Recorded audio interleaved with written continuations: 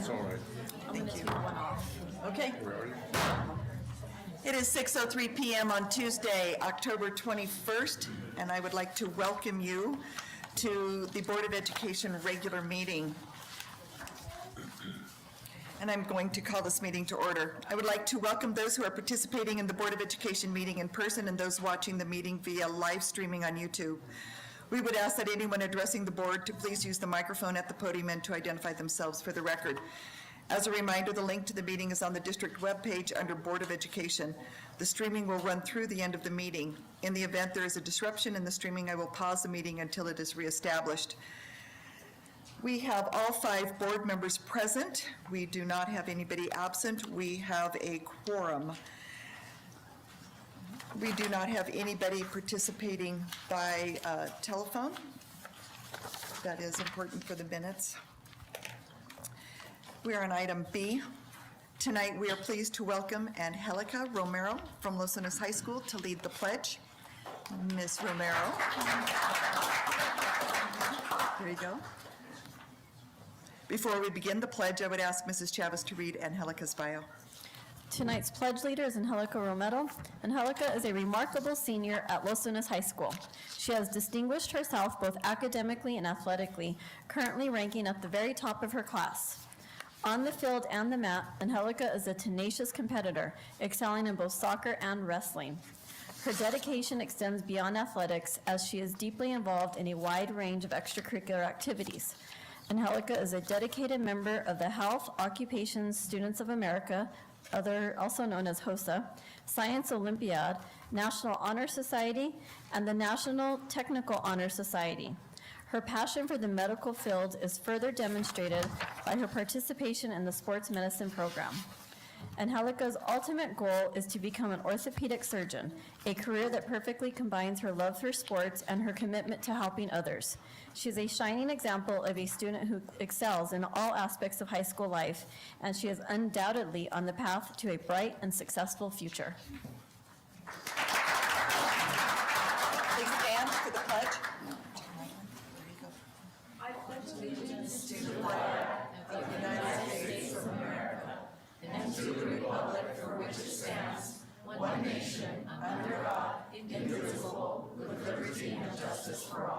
Thank you very much. Thank you so much. You're not in season yet, are you? No, there you go. Because you're going to need it. Congratulations. Congratulations. Good luck this year. You sound like you're a busy young lady. No candy when they're wrestling.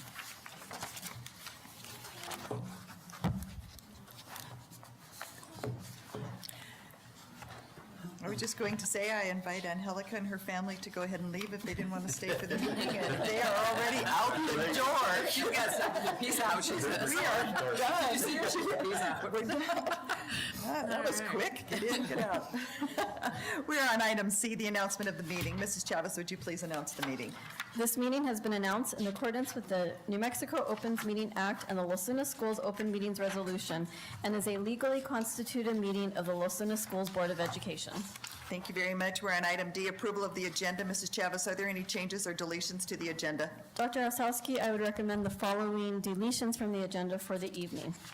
I would like to remove agenda item L, as well as agenda item O, number 9.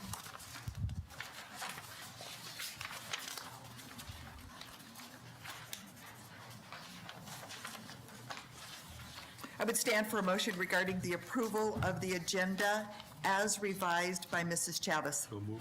Thank you, Mr. Bennett. Do I have a second? I'll second. Thank you, Mrs. Simoia.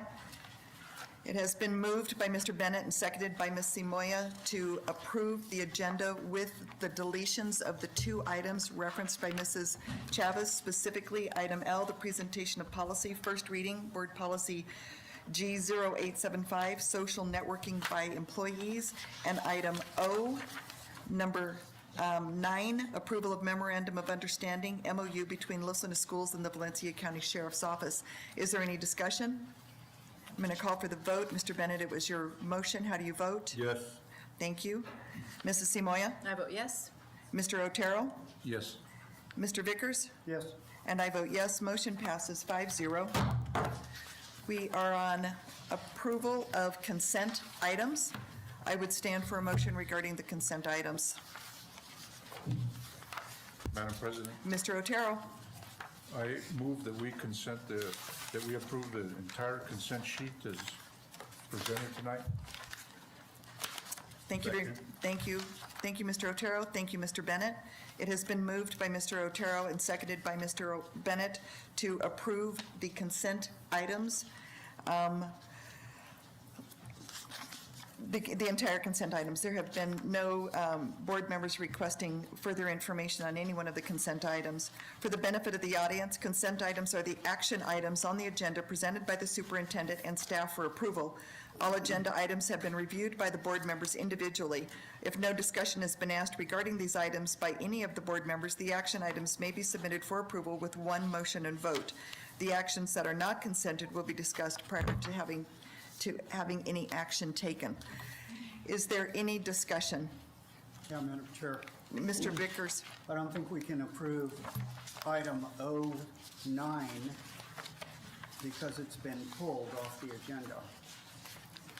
So we need to not count that in the consent items. Mr. Otero, would you be willing to revise your motion? Thank you, Mr. Vickers. Madam President, Mr. Vickers, it was already removed. That's what he's saying. He's saying for the consent, for the motion to say that you move to approve all consent items with the exception of 09 as it was removed from the agenda. Okay. I move that we approve all consent items with the exception of, which has been removed, item number 09. Approval of memorandum of understanding between Los Angeles Schools and the Valencia County Sheriff's Office. Thank you very much. And Mr. Bennett, did I just hear your second? Yes. Is there any further discussion? No. Mr. Otero, this was your motion. How do you vote? Yes. Thank you very much. Mr. Vickers? Yes. Mr. Bennett? Yes. Mrs. Simoia? Yes. And I vote yes. Motion passes 5-0. Thank you very much. We're on item G, results of the bond sale. Mrs. Chavez, I will turn this over to you. Thank you, Dr. Osowski. I will actually turn this over to Ms. Tracek, who will introduce our guest. Madam President, members of the board, Superintendent Chavez, I have to turn it over to Eric Harrigan from RBC, our bond advisor. Welcome. Thank you. Madam President, members of the board, Superintendent Chavez, Eric Harrigan with RBC Capital Markets for your municipal advisor. So back in July of this year, the board authorized the issuance of $6 million of voter authorized bonds. This was the second issuance of bonds that voters approved in November of 2023. And on page 1 of the presentation, we'll just go over the pricing results. So the bonds were placed with the New Mexico Finance Authority. The New Mexico Finance Authority approved the loan. The loan was priced on September 2nd, and the true interest cost on the bonds was a 1.397%. The total interest that the district will pay over the life of the borrowing is $846,000. Total repayment approximately $6,846,000. The bonds do have an optional redemption date, so the district does have the option to either prepay those or refund and reduce the interest rate should interest rates warrant. That optional redemption is September 26th of 2035. The bonds did close on September 26th, and the funds are available for the district to requisition for its projects. We have provided on page 2 of the presentation the maturity schedule. The district does pay off its debt very, very rapidly. This reduces the amount of interest that the district pays over the life of the bonds. It also allows the district to continue to layer in future bond issues and have future elections and continue to maintain the $8.15 tax rate that the district has had in time for some place. We've also, on page 3, we also have a history of all the district's bond sales and the interest rates going back since 1993. While the district's interest rate on this bond issue was higher than the more recent ones, that's really just a matter of what's going on in the interest rate market as we all have kind of experienced the past couple of years. There's some information on the market that's in the back. I really won't cover that, but I'd be happy to stand for any questions.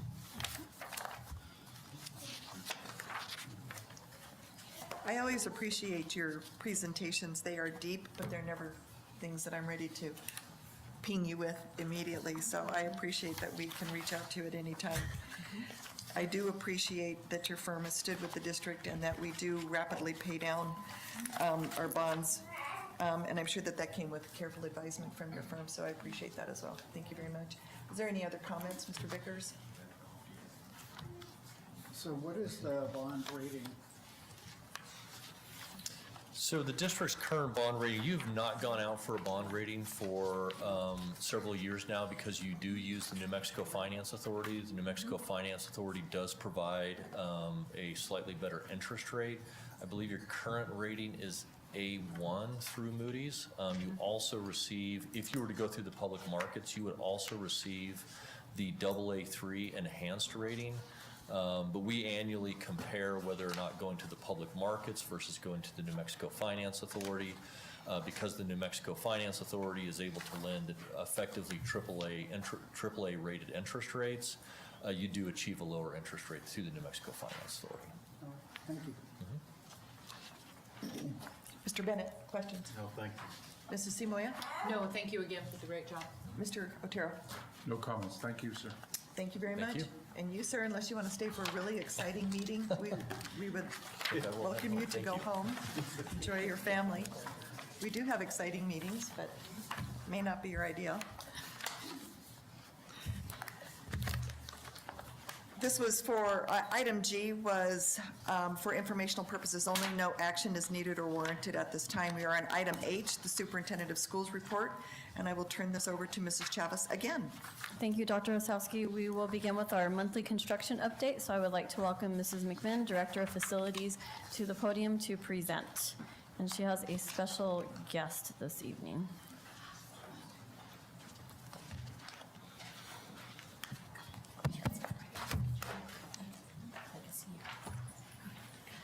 So this evening I have a special guest with me. Do you want to introduce yourself? My name is Eden Rose, and I will be sharing my essay about wheelchair accessible playgrounds. So good afternoon, Madam President, members of the board, Superintendent Chavez. We're here to bring you an update for our construction happening throughout the district.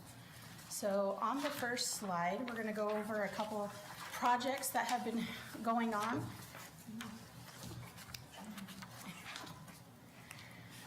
Our first project is Desert View Elementary. We have been replacing all of the bathroom partitions. The majority of that project is completed. Now they'll go through, sweep through, do some cleanup, touch-up work on the tiles and flooring from the previous partitions. We have started at Valencia Elementary with the same project, going through and replacing old partitions with new. That is a picture of Desert Views, one of the bathrooms at Desert View that's been recently completed.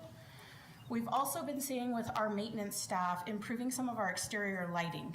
And so at Valencia High School, we're going through each building, replacing either bulbs or fixtures with LED fixtures or LED lamps around that school, which is improving the lighting, which also aids to improving our security cameras throughout there. So that's been a joint effort through our maintenance department and our special systems and identifying areas that we need additional lighting for that. We also recently completed a Los Angeles High School walking path. This was also done in-house with our maintenance department due to some businesses, additional fencing, and our walking students, getting them off the roads in a safer path to the high school. That was recently completed as well. And I'm going to turn over the microphone to Eden to share about RGE's project.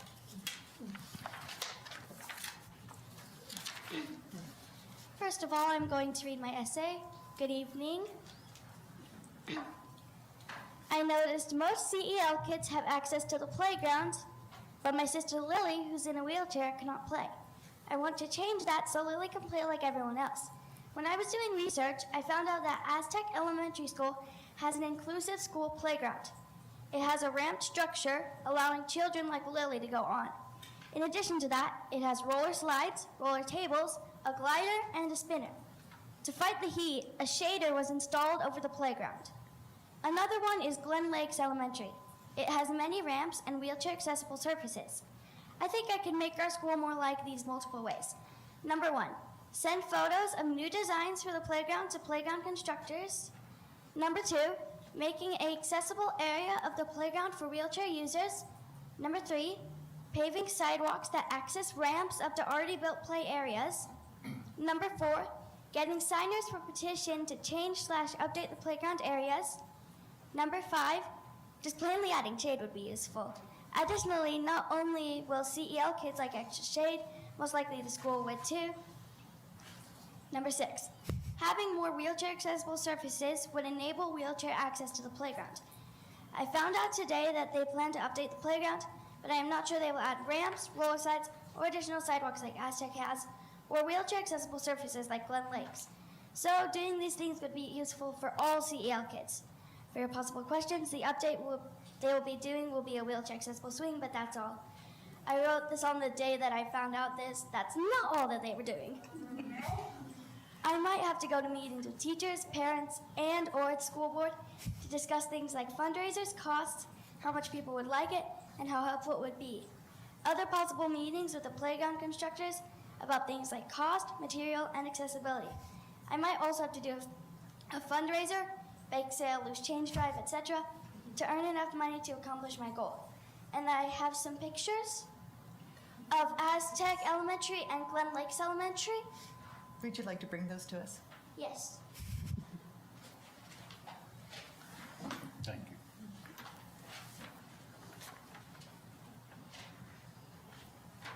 As you can see up there are some of the pictures of me and my sister Lily exploring the new playground. The thing that me and my sister Lily are standing on is a glider. It's basically a teeter-totter that wheelchairs can access. And then the other picture that Lily is standing next to some sort of board, that is actually a communication board where she touches the words and then it helps other students understand her even though she cannot talk. Thank you so much, Eden. Stay up here with me. So I met Eden through learning about her essay, and I felt it was important to highlight what we're doing in the district and knowing that words make a difference and the impact that Eden is having in her school and advocating for the ADA accessible playgrounds that we're doing throughout the district. So I thought it was important for us to hear from her and a student on how this is impacting. So we'll go to the next slide. Peralta Elementary, as you can see, many of you can see the new building now with the old buildings all erased from the site. What we're looking at here on the left is the construction of the new basketball goal that will be poured in the coming days, and then the picture to the right is going to be the new parent drop-off. Unfortunately, due to all the monsoon rains we've had, this has caused some delays in the project and paving. So right now we're working on dewatering that area, making sure it dries out and we reach the appropriate compaction so we have the longevity of the asphalt that's going down. So we do anticipate that coming up as we're getting this nicer weather can help and aid in that drying out of the project. The next slide is a little update from Ann Parish Elementary. We've recently been approved the schematic design approval by PSFA, so we're moving into the design development. What the design development will include is meeting with multiple departments around the district as well as different aspects of the elementary school with teachers, special education, so we can design the interior of those classrooms and spaces that are adequate. We had our first department meeting, that's the picture on the bottom left, with our security department. That also included inviting the state fire marshal, our local Valencia County fire marshal, as well as some representatives from the Valencia County Sheriff's Office. In this meeting, we were able to discuss locations of fire hydrants, access points, making sure we have a safe and secure campus with our fencing, access routes for fire trucks. It's really important to get their insight as they're the professionals. They're going to be come in as our first responders. So this was the first meeting of many that we'll be having over the coming weeks. And then lastly, part of our presentation, the Los Angeles Schools Facility Department received the Ben Lujan Award for Outstanding Maintenance Achievement, which was the highest team award that was awarded at this application. And this award is not just maintenance, but it also encompasses the work that our custodial, warehouse, our construction and grounds do as well. So it's a true team award. We highlight everything that happens around the district, and we were so thrilled to be able to receive the Outstanding Maintenance Achievement Award this year. So with that, Eden and I stand for any questions you may have. Oh, my goodness. First of all, congratulations.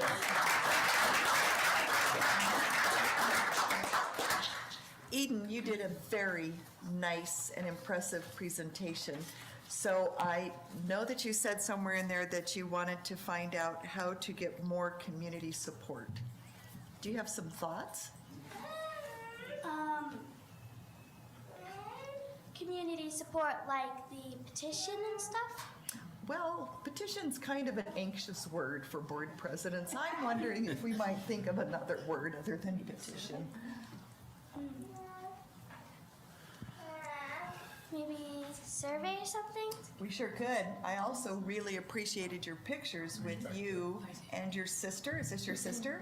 Yes. At RGE on some of the equipment that we have already had installed. So I'm thinking that that would be, if your parents were open to it, maybe we could take a few more pictures where you and your sister are enjoying some of the equipment that the board has already purchased and our maintenance department has already had installed. Do you think that that would be helpful in helping people understand how valuable equipment would be? Yes. Okay. Do you have any other thoughts that you would like to share with the board? If you could prioritize one thing over all of the things you asked for a lot of things and they were all very important.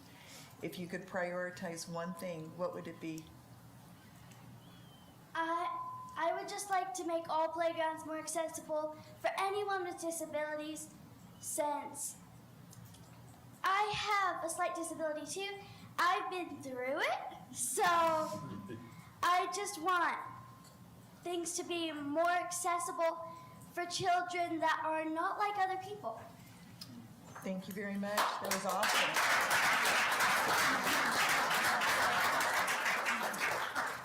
You have an amazing child. Thank you for sharing her with us this evening. Mr. Vickers, do you have questions? I have one question. Aztec Elementary, is that one of the Albuquerque schools? Yes. Okay. Where is it located? I cannot remember exactly, but yeah. Where's that? Albuquerque Public Schools. Yeah, Yeah. we can look it up. Yeah, we can get that information to Mrs. Chavez for them, right? Yeah. Right. Very good. Well, thank you for taking the bull by the horns and doing something about a problem that you see. Thank you very much. You're welcome. Mr. Bennett, any questions? Yes, I mean, by the time you graduate, Ms. Mintz is going to be retiring, so this might be a position you want. We had that discussion. And also, maybe you can include her in some of the playground design that we're having at Ann Parish. I think that would be a wonderful idea. That would be a great idea. When I was hearing about all the other playgrounds they're building, I'm like, I want to help out with those. Well, I think we just got you a part-time job. Yep. Mr. Otero, any questions? I don't have any questions. I just want to say that, a good part of my professional life, that's what I did is work for people in special needs, and I agree with you. I believe it's something that we should always think about in our schools and in our communities. So thank you for presenting tonight. You're welcome. Mrs. Simoia? Absolutely. Miss Eden Rose, you did, first of all, you have a lovely name. That's You're beautiful. welcome. No, you're beautiful. Thank you for your presentation. You're very well versed with a microphone. You should be teaching public speaking. You're wonderful with that microphone. I think that we have an individual in the back of the room, Mr. Rodriguez from the News Bulletin, who could spread your message wider within the community as well. So perhaps you and your mom might want to set up some time to discuss your ideas, because I think maybe the whole community, not just Los Lunas schools, but maybe Belen schools would want to hear about it, and SOTA as well. So I think you have a platform, and I'd vote for you. So thank you for that presentation. Thank you, darling. Ms. McMinn, I just wanted to thank you too for including your first responders in the schematic and the outline of the schools. I don't know if this has been a continuous process, but it is near and dear to my heart that we make sure that our first responders have some feedback and input as to our plans and designs when we're building schools or setting up perimeters. That is the number one step of securing the safety of our students. So thank you for doing that. Yes, so this was also done on the Peralta Elementary project as well. Yeah. And you were at the Peralta Elementary project very early the other day. So I saw you walking in because I was going in with bloodshot eyes to work to Albuquerque, and you were walking in. So you were on site, girl. All right, Thank thank you very much for having us. Absolutely. So I have a question for you, just in general. When we're talking about the bathroom partitions, when you're between the stalls, do those go to the floor, or is there a floor space? There is a floor space between them. Okay. Yeah. Is that by code that we have to have that space? I don't know that answer specifically. I could look more into it, why it is specifically at a certain height, and I will get that for you. Okay, I will share something that a constituent said with Mrs. Chavez so that you can hear about that. That would be Okay? great. And that would be lovely. And then our LED, or to help, the LED lighting to help with our security cameras. How are our cameras doing out at VHS? Are they all operational now and up and running? And I believe that will be an update that Mrs. Chavez can give you, that she meets with Jim McMinn on a weekly basis, I believe. But as far as I know, yes, all of those cameras are operational, and he continues to monitor them daily for any ongoing repairs. Good to know. Thank you very much. Thank you for your presentation.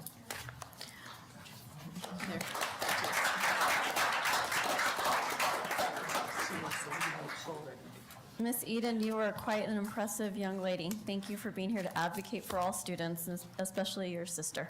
I always look forward to seeing you all. I've had the opportunity to meet you all when you were starting pre-K in Los Lunas schools, and it's been a pleasure to watch you grow, and I can't wait to see what's to come. Dr. Osowski, members of the board, can I please? Mrs. Chavez, may Yes. I take a moment? Sure.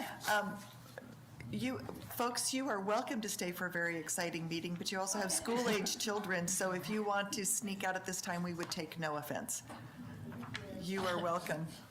And then the board book, Mrs. Wolf, help me? Oh, I just have a quick question and ask if we can please add Eden's statement to the board minutes. I would, please. Please. Absolutely. Thank you. Thank you again for coming. We appreciate it. Next on the superintendent's report is our budget, finance, and audit reports. So I will ask Ms. Tracek to share her presentation for this month.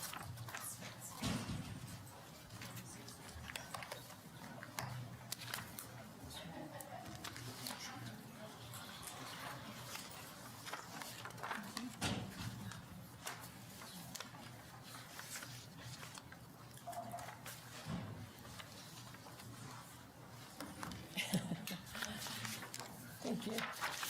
Madam President, members of the board, Superintendent Chavez. So the first slide I have here is the report on expenses.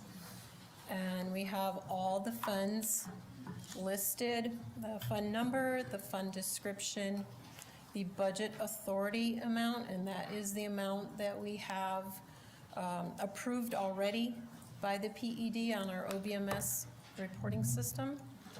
And then the next column is the budget authority after bars.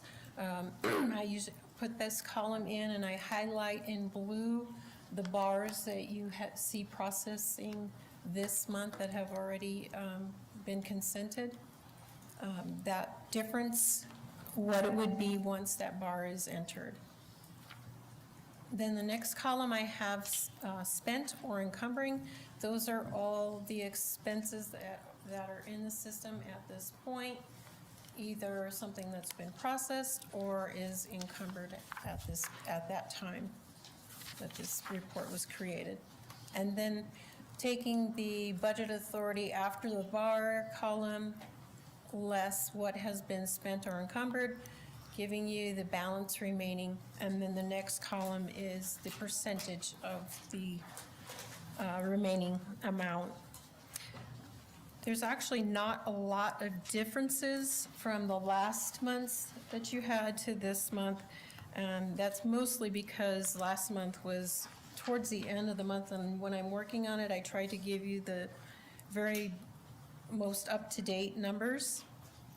And so last month, they were done more towards the end of the month. This particular one I did, I had actually a vacation last week, and so I did it before I left. We didn't turn it in till a little bit later. I had Miranda do it while I was gone because we were waiting for the revenue to get posted. It hadn't been posted since I was doing it so much earlier. So, the revenue, next report.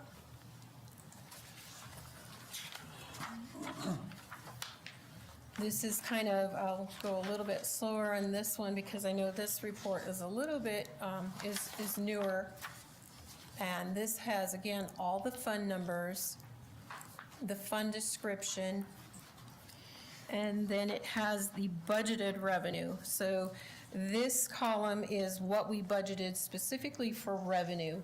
It may differ from the budget authority because there are funds that we both budget revenue expected and cash that is existing. So sometimes it is the same amount because we are only budgeting for revenue to be coming in. It's not a fund that cash carries over. And so that number could be the same as budget authority, but not necessarily so. The next column is the total revenue that we have in the system that we've received so far in total. But when you're looking at the revenue in total, it could be revenue that's been received that is coming from the prior year, and the revenue that's come in for the current year, depending on each fund. The next column I have prior year revenue. So that is the revenue that has come in this fiscal year, but it is revenue that was based off of the prior fiscal year's activity. So if you take the total revenue less what was for prior year revenue, you get the current revenue amount. And then the balance remaining would be the total remaining just based off the current revenue, and then that percentage remaining. If you look at the operational, which is the largest fund that we have, it's at 67%, and that is right on line with the fact that we have 8 months remaining out of 12 months of the year is at 67%. And so that is right on target at your 67%.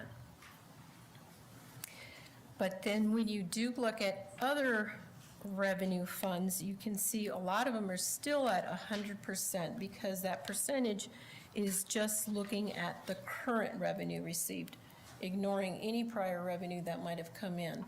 And so revenue comes in quite slow when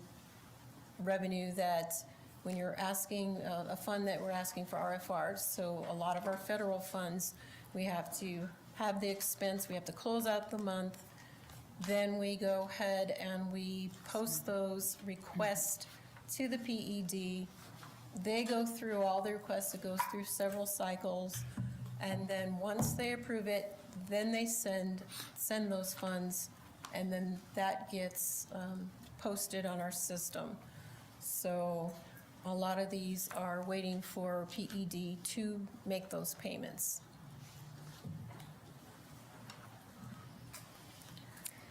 And then it ends up getting totaled at the end, and I give you kind of a comparison of the prior month. So, are there any questions on these reports? Mr. Vickers, any questions? So, are we experiencing pain due to federal budget cuts? I can't say no to that. And it's a little strange because this is the first time. Normally, whenever you look at that first page with expenses and it shows you the budget authority, normally if I have approved budget authority, we can spend it.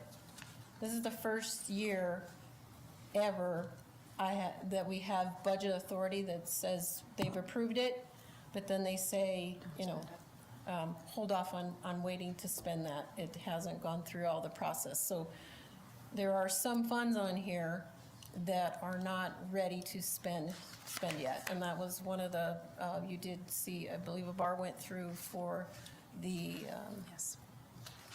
or award going through for the attendance fund award.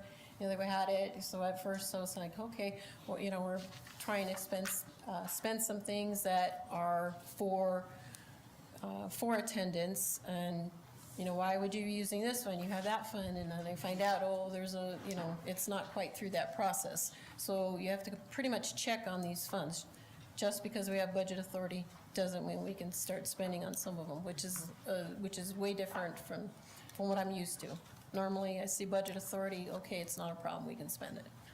So there are those. There are the ones that we are now, concerned for the future.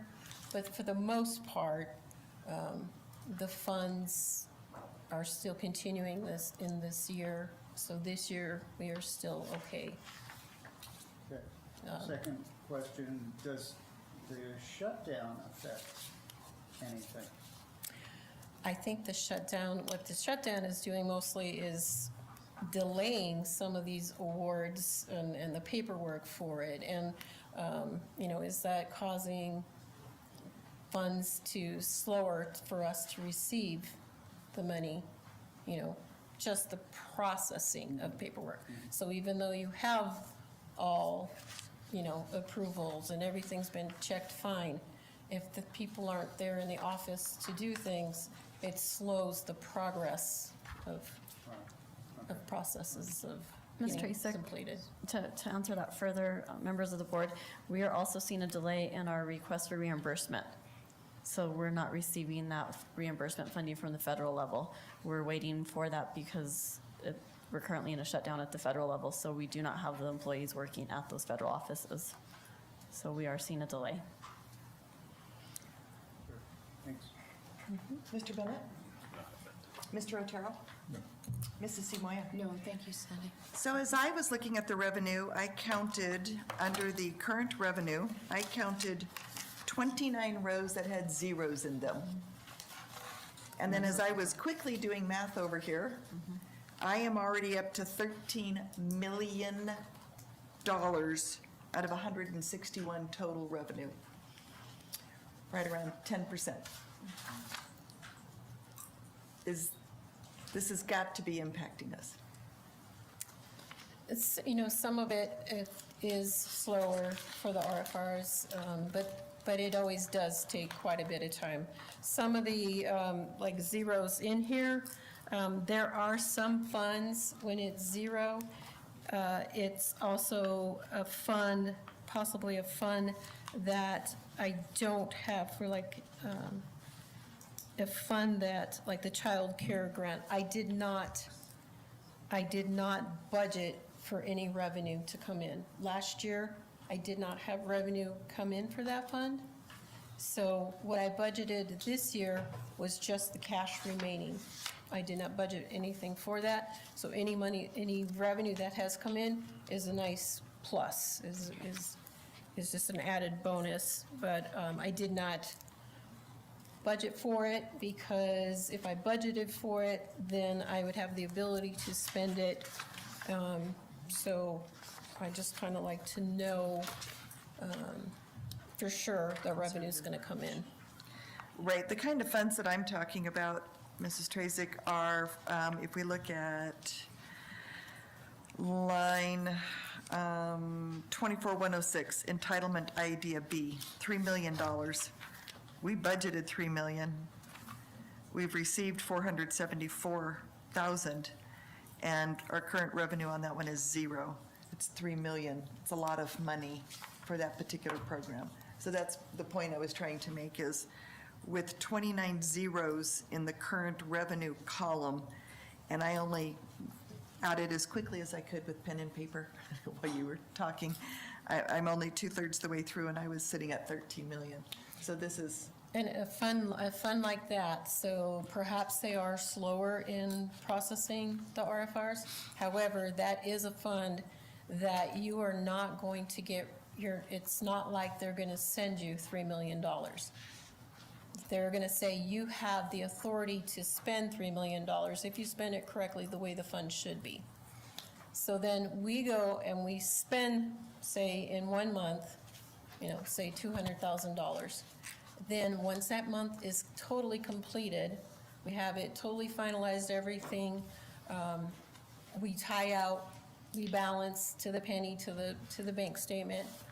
Then we process for the month all the activity, make copies of everything that was spent, and then we submit it through our OBMS asking for reimbursement for that $200,000.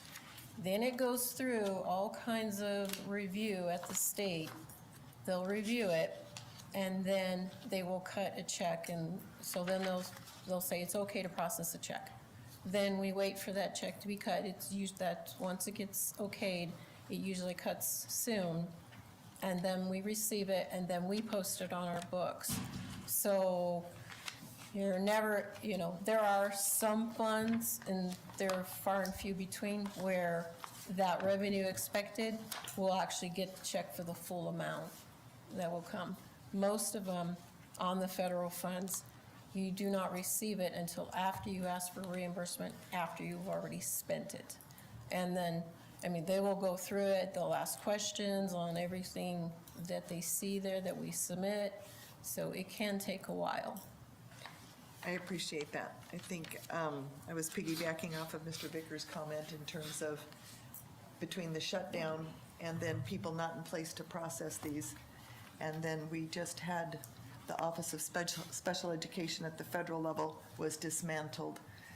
So I picked out one that would fall under the Office of Special Education.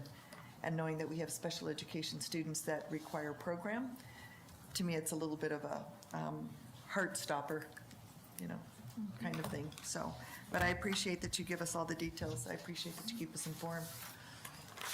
Any other comments? Thank you. And then I also have the report on our audit committee. Our audit committees met last Tuesday for both the regular audit and the special audit. And we are really cruising along on the regular audit. It is going very well. Everything has been turned in that has been requested from the audit at this point. And so that is right on track. We should find out a lot on the next audit committee next month. The special audit is also in progress. Thank you very much. Thank you, Ms. Tracy. The next item is an attendance and enrollment update. I will start with our attendance.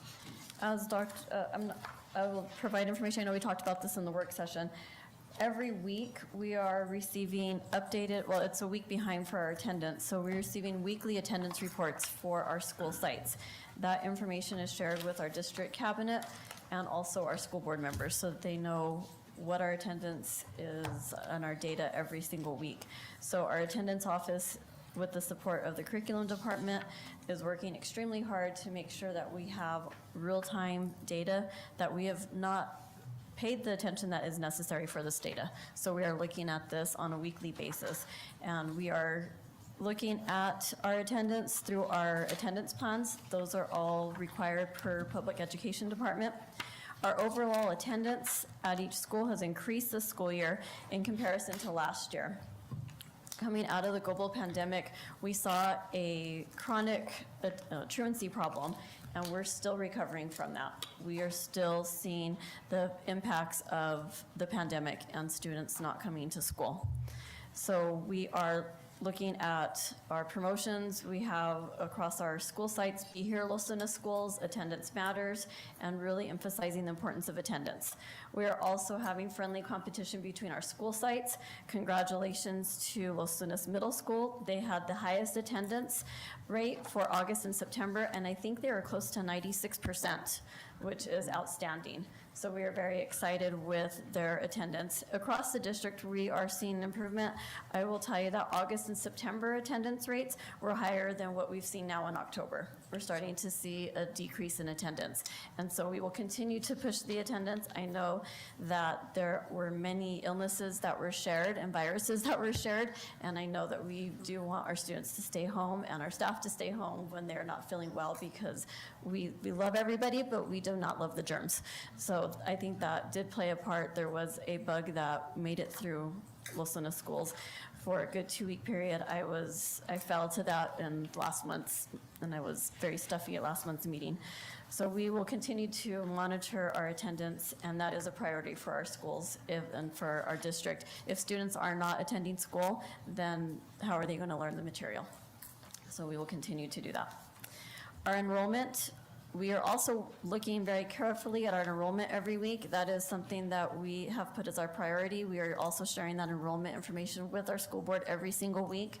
We want to ensure that we know what our current numbers are and not just waiting for our state counts, which are our 40-day count, our 80-day count, our 100-day count, no, our 120-day count, and our end-of-the-year counts. We're looking at it every single week. We want to know what's happening at our school sites. So that is broken down by school level, so we know how many students are attending at the elementary level, at the middle school level, and at the high school level.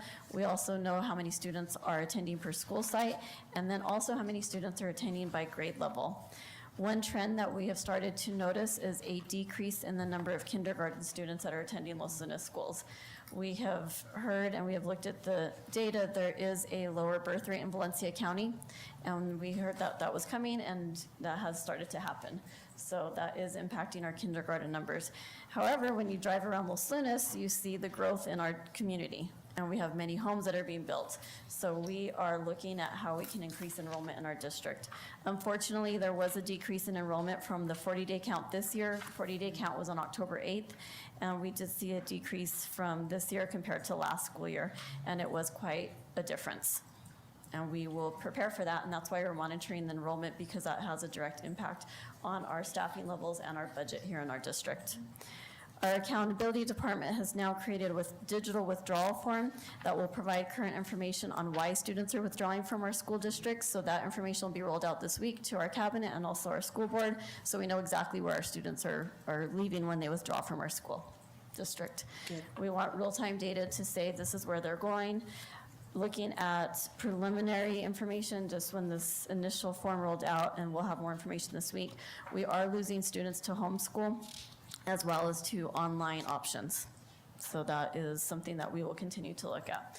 Very few are moving out of state, some are moving out of district, but we are seeing a larger number that is moving towards homeschool and online academies. Like I mentioned before, we will review this enrollment each week and continue to review our enrollment numbers. We talk about this with our administrative team, and this is something that we look at our school sites as well. So I will stand for any questions on attendance and or enrollment. Mr. Vickers? Mr. Bennett? No. Mr. Otero? No.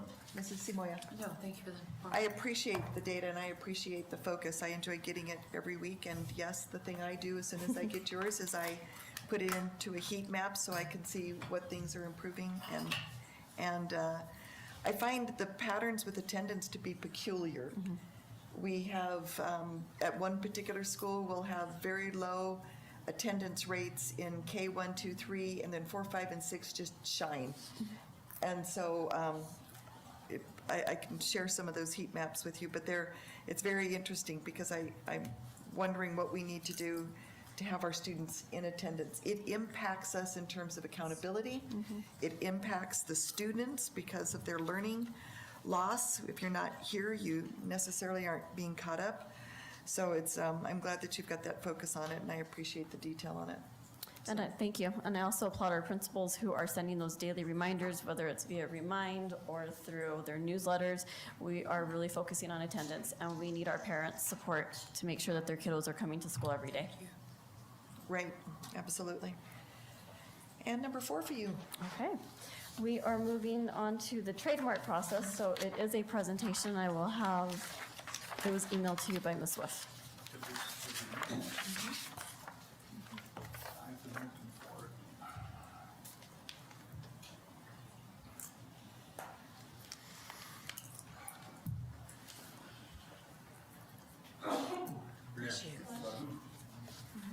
About those viruses and germs. Didn't want to bring it up, but anybody have sanitizer or Lysol? Yeah.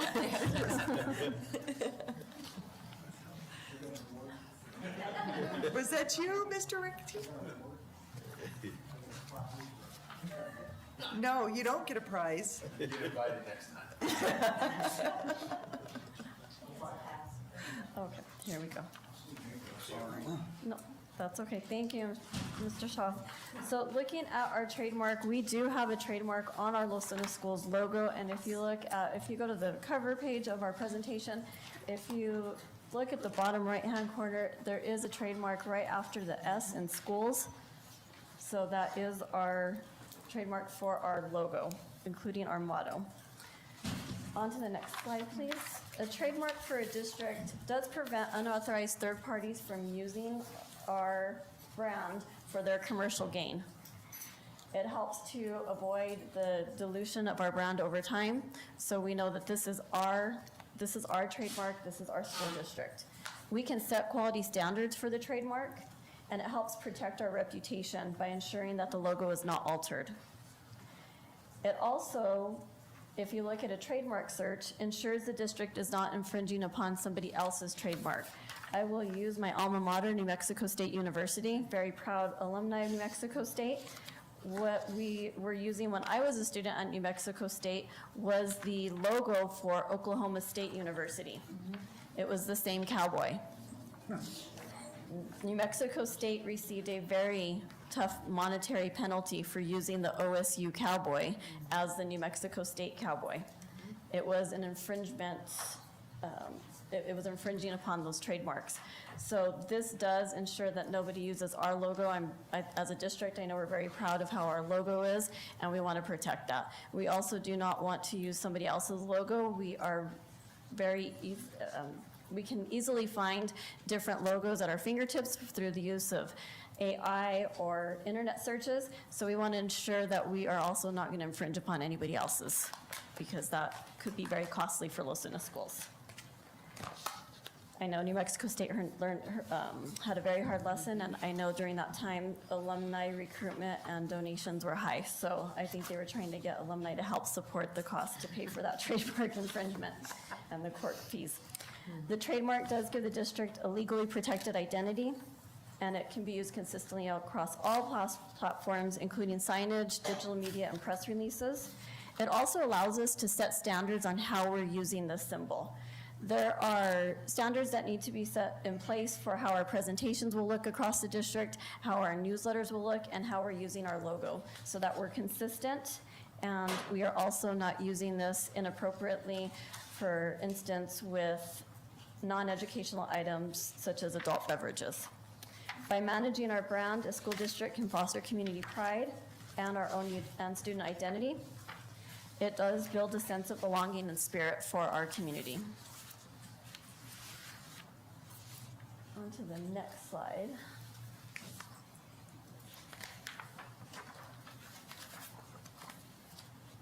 And then, as I talked about, it was the last 3 bullet points.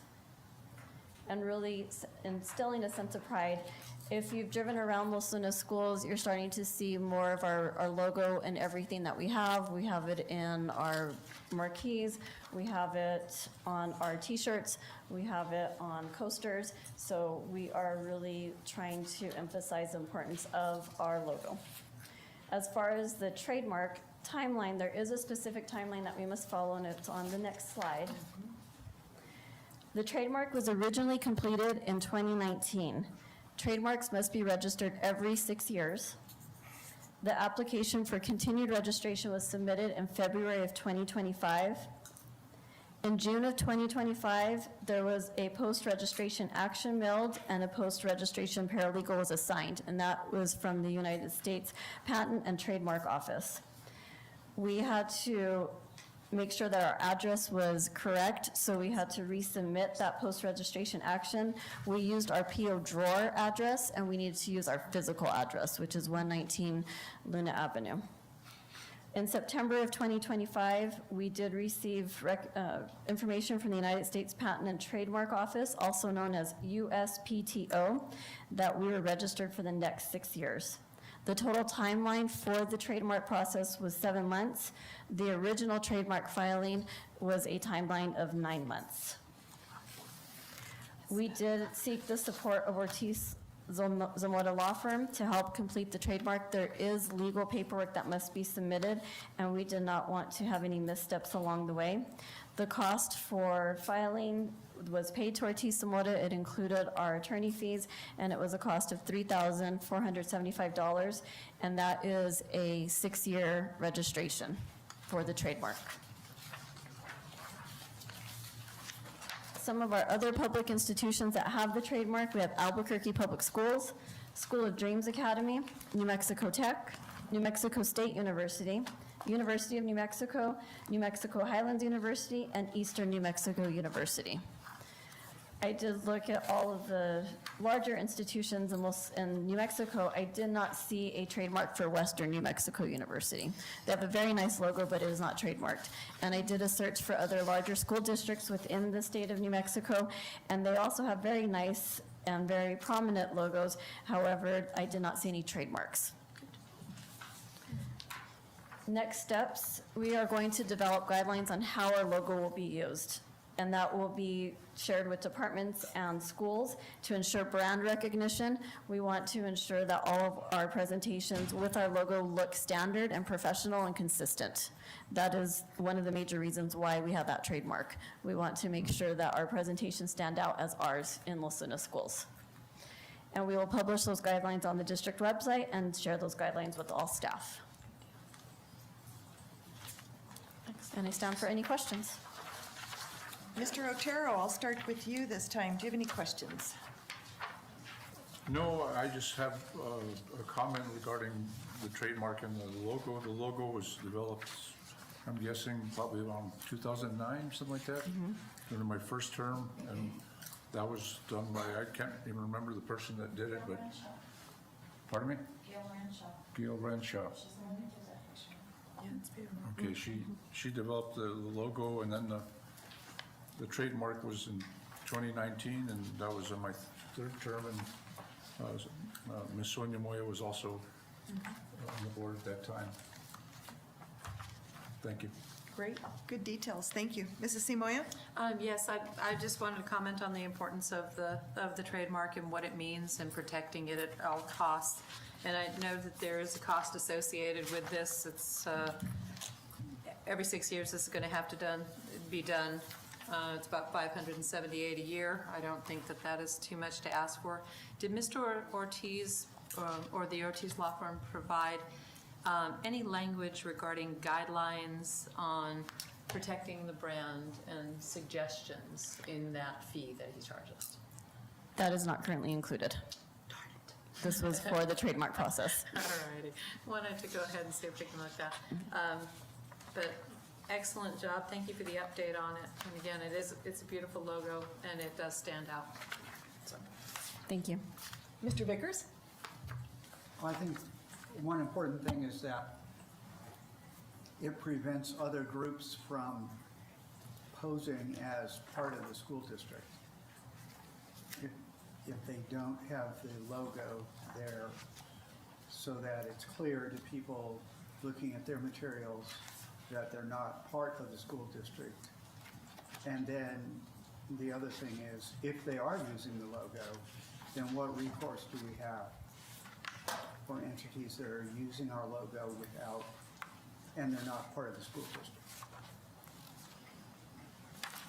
Was that a question? That was a question. Okay. Just copyright. So, did you understand it? I did not know. I thought it was more of a He's statement. asking if we have other entities using our trademarked logo, what is the recourse? What are recourse options? Yes, thank you, Mr. Vickers, Dr. Osowski, members of the board. So our recourse would be to file infringement paperwork against them for using our logo. That did happen at New Mexico State University, and I think at the onset, it was not taken seriously. I don't think that they believed, and this was reading from newspaper articles and articles online. I think that it was something that New Mexico State didn't feel that would be pushed. It was pushed, and they did have to pay a legal fee for using that trademark. So we would be able to do the same if somebody did use ours without our authority and used it in an inappropriate manner that would dilute our brand or put us in a bad light. We would have that same ability. All right, thank you. No question. No questions? I have no questions. Thank you for the update. I appreciate the comprehensiveness of your update. I will just add as a moment of note that my alma mater has never had that kind of a complication with using somebody else's. But You want that's to go after UTEP and the little axe and pig thing there? Yeah, but see, I'm not UTEP. I know, okay, all right. I just want to Make put that sure. out there. Just want to put that out there. Miners 49ers week was last week. Yeah, I know, and we still didn't have a trademark problem, but even with that week, we still did not have that, but Yes. just putting that out there, Just putting you know, it out there. yes. It was a very hard lesson, and I know they won't make it again. And the last part of my report is some updates district-wide. Last week, our summative assessment results for the 2024-2025 school year were published. We saw measurable growth at many of our school sites in ELA. We also saw growth in our math proficiency rates. Our assessment results are posted on our district website. Although we are excited with our growth, we know the work continues to reach our vision statement. Osuna Schools will be the premier school district in the state of New Mexico by exemplifying high levels of learning for all students. In the coming weeks, our 2024-2025 school designations will be released, and next month, our district report card will be on the regular meeting for the Board of Education to approve. Our district has had a very busy month. Last week, we held a district professional development day. Staff was able to choose the majority of the sessions they attended. It was organized in a conference-style format. We have 4 remaining professional development days. Thank you to all who organized the day and presented. This week, our secretaries and specialists, inclusive of financial specialists and personnel specialists, are receiving professional development. We believe it's very important to invest in all of our employees and provide them with the training necessary to do their daily job duties. The training is focused on customer service. Our staff has received multiple trainings in this area, and it will continue to be an area of focus for our district. We would like to extend a very special thank you to Representative Brian Baca. We also thanked him last month. He appropriated funds from this past legislative session to purchase additional buses for our district. Thank you, Representative Baca. We look forward to receiving the buses. The purchase is on our agenda this evening for board approval. Due to the recent storms in our community, the final construction phases at Peralta Elementary are behind schedule. I know that Mrs. McMinn referred to that in her report. The delays will impact the opening of the pre-K center for Jaguar Nation. Therefore, the pre-K center will open at the start of the 2026-2027 school year. This decision was not easy. However, it is in the best interest of our young learners and their educators. We will host a ribbon-cutting ceremony at the start of next school year when the school is completely finished. Thank you to our community for your patience during the construction. We cannot help with storms come our way, and we had a substantial amount of rain that hit our area. And we want to make sure that our construction is completed as with code and exceptionally well, and to rush this process along would not be good for the school in the long run. It's such a beautiful school, and I know the board was just gifted with some wonderful mementos from the old Peralta. I would like to thank our staff for their continued diligence day in and day out. Safety is our priority, and thank you, staff, for your persistence with keeping our students and staff safe. There are many events occurring at our school sites in the next few weeks. Students, please remember to make positive choices and follow school rules. We want all our students to be able to participate in the upcoming activities. I would like to announce that there is no school on November 4th for Election Day. There is also no school on November 11th in observance of Veterans Day. I would like to thank our veterans for their service to our country. Thank you for protecting our freedom. And with that, I will conclude my report and stand for any questions. Thank you very much. Any questions from members of the board? Mr. Bennett? No. Mr. Otero? No. Mrs. Simoia? No, thank you. Great report. Thank you very much. It looks pretty awesome. I do feel bad for RGE and the roof and the library, but we have a plan. We do. We have a plan, so I'm very hopeful. Having said that, we are going to now move on to item I, which is public comment. Mrs. Wolf, how many speakers have signed up to provide comment at tonight's meeting? We have 4 this evening.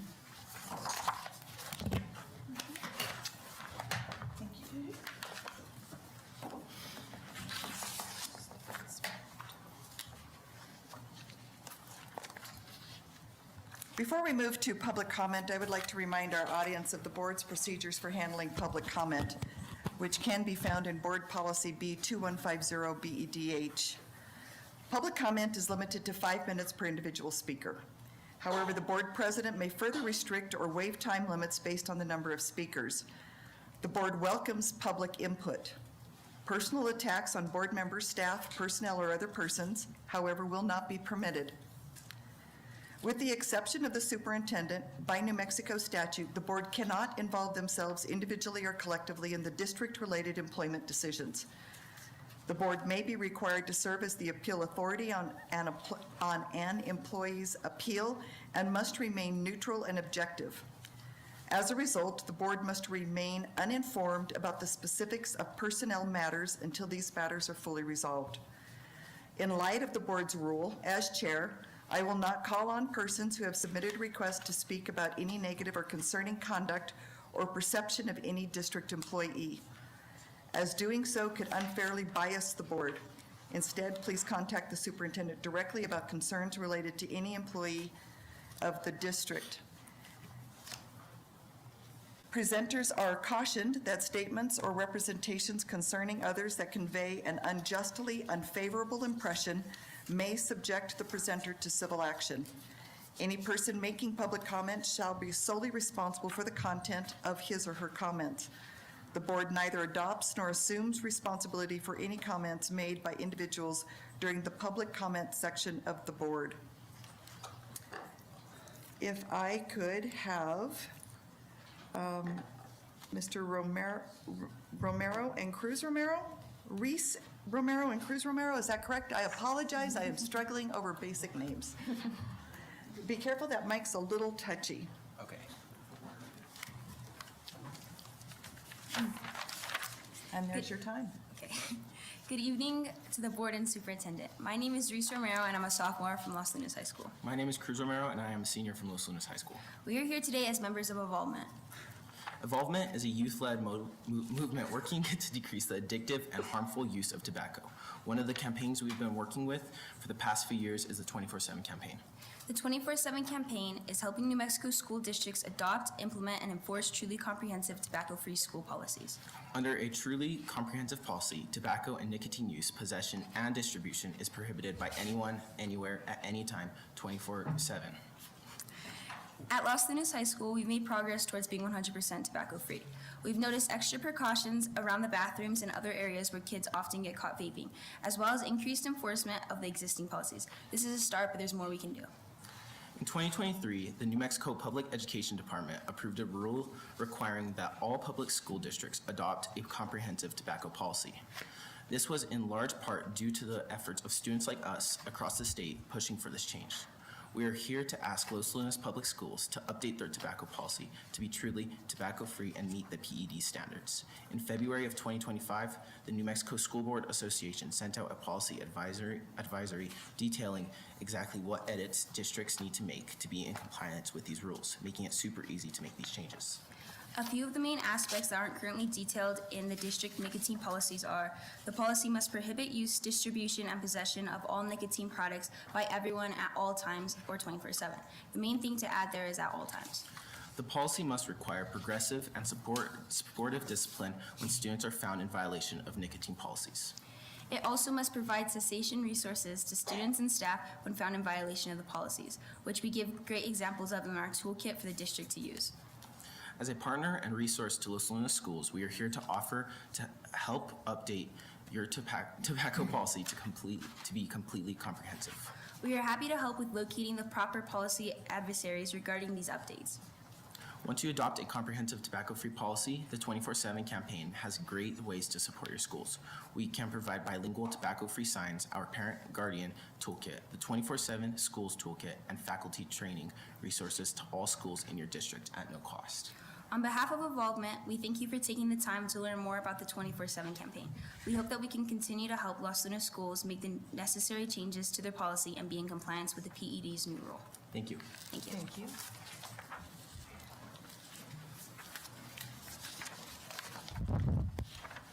The next presenter I am inviting to the podium is Ms. Amber Rodriguez.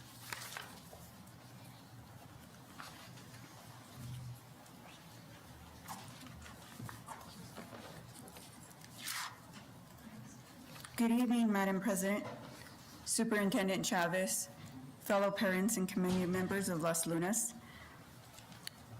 The destiny of Valencia County is to birth a spiritual awakening. Therefore, I would like to pray that the children in Las Lunas Public Schools District would believe in Jesus, trust and rely on him, so that from their innermost being would flow living waters from Valencia County and beyond, according to John chapter 7, verse 38. May the Lord rebuke the evil one and his plans for the students of Las Lunas Public Schools in Valencia County, according to Zechariah chapter 3, verse 2, and Jude 1:9. Let Valencia County be a well of repentance, sanctification, healing, deliverance, and freedom in Christ, according to Revelation chapter 12:11. And we, the parents and the children of Las Lunas Public Schools in Valencia County, we have overcome and conquered him because of the blood of the Lamb and because of the testimony of the word. And lastly, I would kindly ask the school board members and any future school board members who will be elected to consider the books that are allowed in each school in the district's library. I pray against the identity confusion, death, witchcraft, and sexual immorality written in these books, which display the sinful nature of Galatians 5:19 through verse 21. In Jesus' name, I pray these things. Thank you. Thank you. Next, I would like to invite to the podium Ms. Adriana Carrillo.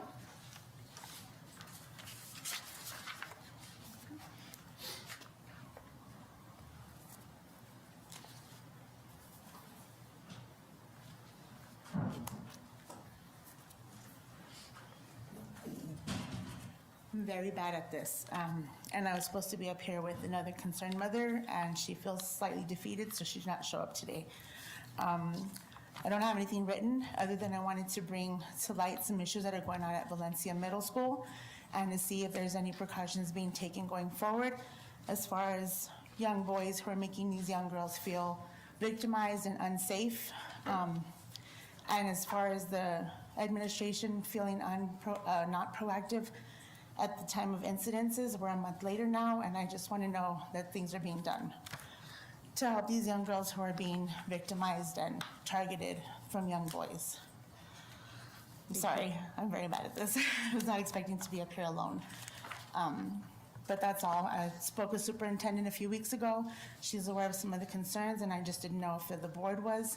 but there's a lot of things going on between Valencia High and Middle, and I think that the board needs to get more involved in safety concerns for the young girls. Thank you very much. Thank you. I would like to invite Leanna Ortiz. She was the one that's not here. Thank you very much. That concludes public comment. I'm on to item J, board commendations. Mr. Vickers. I will just say that I follow the record of the Los Lunas football team, and they're doing pretty well. And you have the prognosticators in the Journal who vote on which team will win in their games the coming weekend. And most of the time they favor Los Lunas. And Valencia's doing well too, but Los Lunas, you know, they wrote an article that saying basically that they should be a contender for the championship. You know, they have a good team, so that's good. Well, thank you. I did not know that, and I did not know that you followed that, so that's good to know as well. Thank you very much. Mr. Bennett? Yeah, I want to congratulate again Ms. McMinns for that Ben Ray Lujan Award. I know how hard that is to get. It takes a lot, and they go through everything, and your office staff, you bestow everybody, and it's right on for getting. I know it's been a long time since this district's had one, so thank you. Mr. Otero? I'd like to commend that young lady that was here earlier today, Eden, is that her name? Eden. For her presentation. Pretty brave little girl, She sure is. poised and confident. Mrs. Simoya? Oh, cut a couple of them. First of all, no matter how small the increments are, I'd like to commend everyone involved in improving the district achievement scores. Doesn't matter how small they are, there's improvement there, and keep with it, keep doing it, keep chugging forward. I got a comment on Valencia High School regarding the football stadium. Apparently there was a Yaffle games that occurred there this weekend. The parents were in awe at how gorgeous the facilities were, how beautiful it was. The only comment was she almost ran out of gas, and I said, oh, I could have told you that. But she, No GPS. yeah, no GPS, no GPS. Oh, cell service out there, yeah. But she was commenting, a coworker of mine was commenting about how beautiful it was, and I said they take incredible pride in that campus. And then finally, just to all the staff, thank you, Mr. Size, for bringing that to our attention, that fatigue weighs really heavy on the staff this time of year. This is also my heavy time of year for my employment, so I feel your pain. I feel your drain. So, you know, try to eat healthy. Mine was the snackies that Karen got me. Thank you, Sarah. So anyways, take care of yourselves out there, teachers, everyone. We appreciate you guys. Keep doing what you do. Thank you very much. I would like to commend the Los Lunas High School cross-country team. They had an outstanding meet. I was present for it, and it's always exciting. Again, our facilities looked lovely, and as I was in the stands, there were many people talking about the upgrades, and that they really think we have some of the nicest bathrooms. Yay. Do you know, it's not often that you find a nice bathroom when you... They weren't running them, were they? Mr. Bennett. Okay. I also want to commend Los Lunas High School's robotic team. They are our first team of this school year that I know of that has already qualified for the national competition. So I'm very excited to hear that and to see that.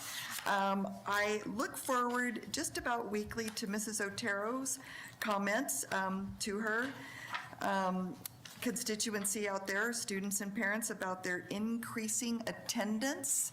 She's one of the only principals that I know that puts that information out, and the public seems to really appreciate it, and they come back and ask her good questions, and she's very responsive.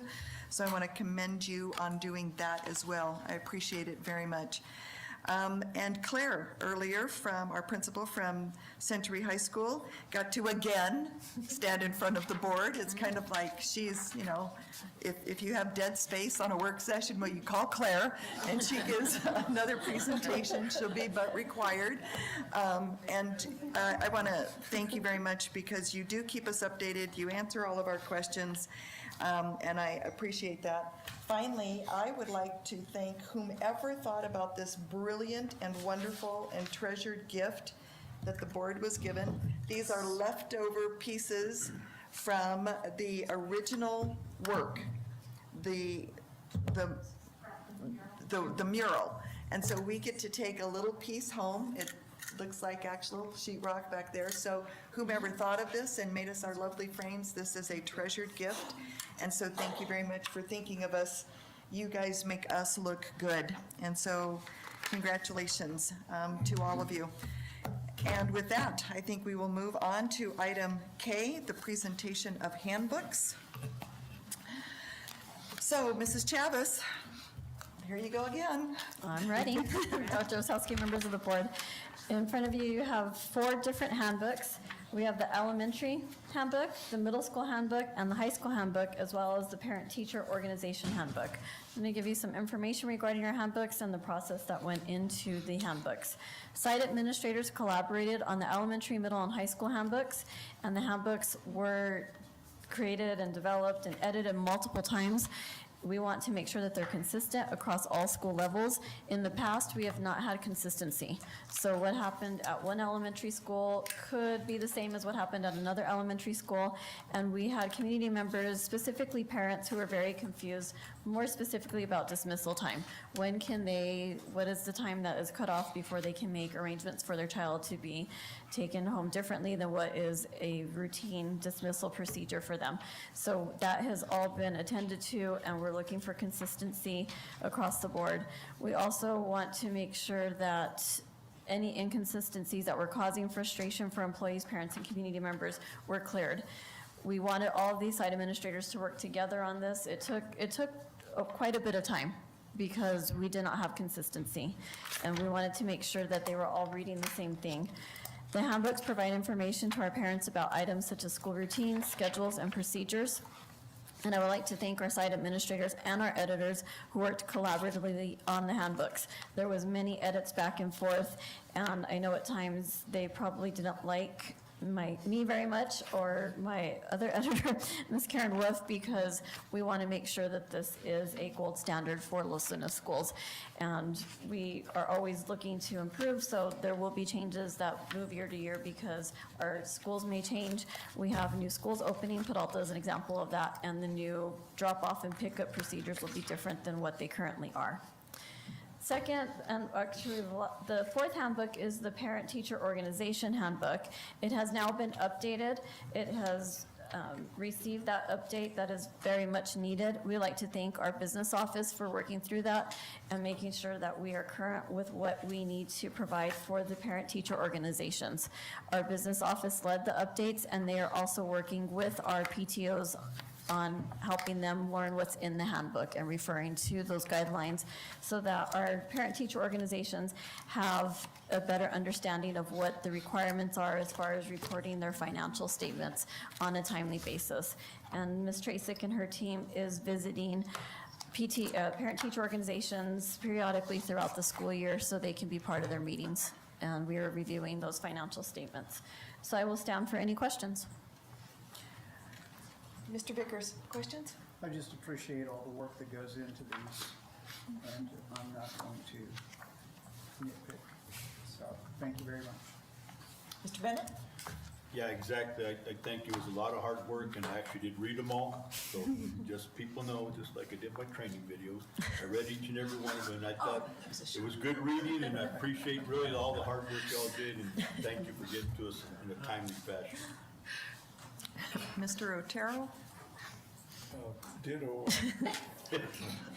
Mr. Bennett said what Mr. Bennett said. Okay. Mrs. Simoia? I'm trying not to feel that as a shot. Okay, I will finish my videos. My God, they were sent to the wrong. They sent it to the wrong email address. So I guess they they shut down external when I left the board. They shut down external. So I was getting internal emails but no external. That has since been resolved. So I will get that done. I promise. But going back to the matter at hand, are these posted up on our website? The final one will be after The final will tonight. be? Okay, thank you so very much. I too did all of my reading, Mr. Bennett.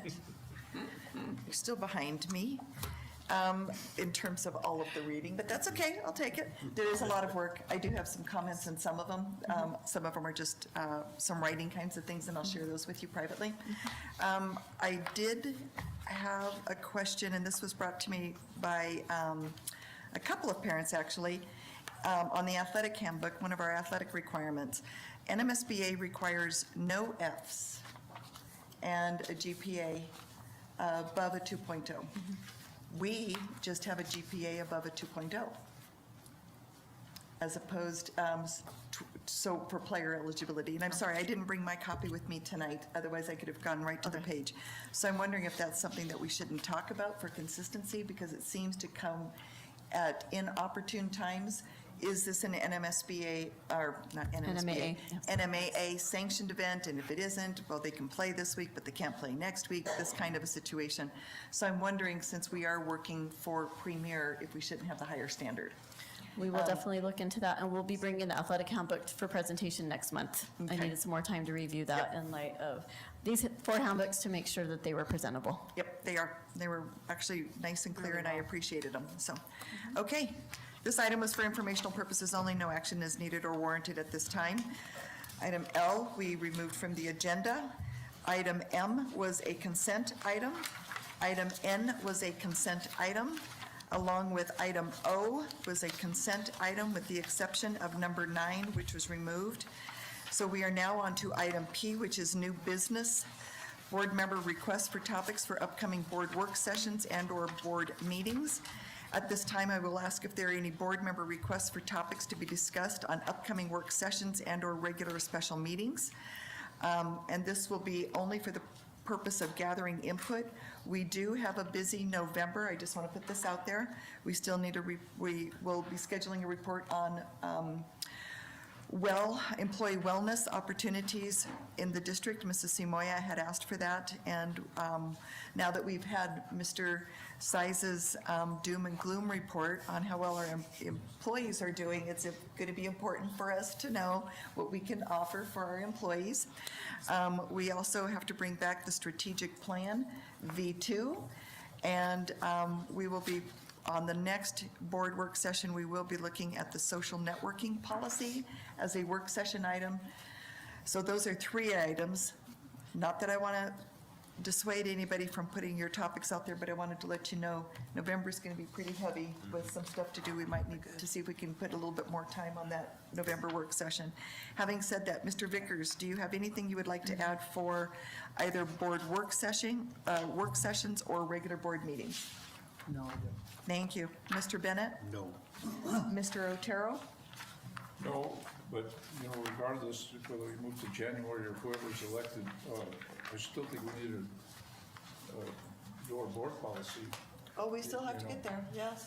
That's what we're here for. That is correct, absolutely. And the other one was, the upcoming year would be to upgrade or update the nicotine or the smoking policy. I've made that as a list to look at, go back and check.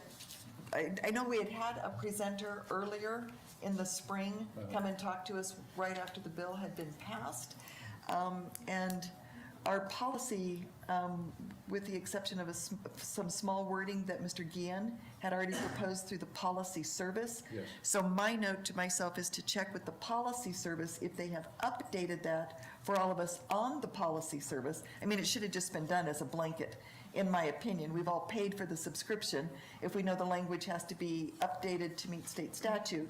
So I'm going to check on that tomorrow and see if I can get an email out to the policy service and see if they've updated it. So I Thank you. think we may already be in compliance other than what's publicly posted, but that would be a policy service issue that I think that we can get wrangled pretty quickly.